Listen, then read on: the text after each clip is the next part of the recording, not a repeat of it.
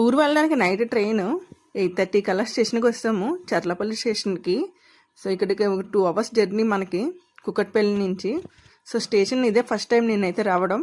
కట్టిన తర్వాత చూడాలి లోపల ఎలా ఉందో, ఫెసిలిటీస్ అన్నీ ఉన్నాయా లేదా అనేది. బాగుంది, పెద్ద పెద్ద గ్లాసులాగా ఎయిర్పోర్ట్ లాగా ఉంది. లోపలికి వెళ్ళి చూస్తే కానీ తెలీదు. సో లోపల అయితే చాలా బాగుంది పెద్దగాని. రూమ్ సిట్టింగ్ కూర్చోడానికి కూడా కొంచెం రూమ్స్ అనేది మనకి క్లోజ్ చేసి ఉన్నాయి కొన్ని రూమ్స్ అయితేని. సో ఇక్కడ ఇలా పెద్ద ప్లాట్ఫామ్ ఉంది, ప్లాట్ఫామ్ మీద చాలామంది కూర్చున్నారు. స్టాల్స్ అవి ఉన్నాయి, డ్రింకింగ్ వాటర్ అదిని ఓకే. అండ్ ఇక్కడ లోపల రూమ్స్ ఉన్నాయి కానీ క్లోజ్ చేసి ఉన్నది. సో ఇంకేం చేస్తాము, వాటర్ బాటిల్ తీసుకొని కూల్ డ్రింక్ తీసుకొని ముందుకు వెళ్ళిపోయాము.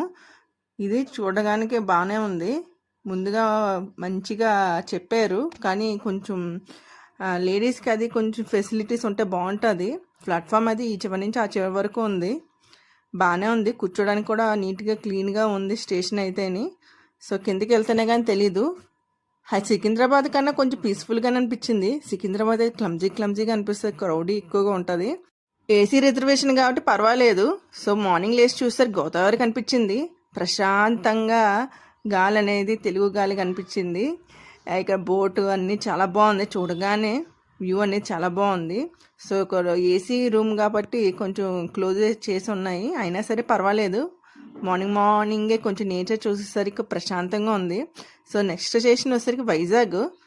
కొండలు భలే ఉన్నాయి కదా, గ్రీనరీ. కానీ ఇక ప్లాట్ఫామ్ చూస్తే కొంచెం మెయింటెనెన్స్ చాలా దారుణంగా ఉంది.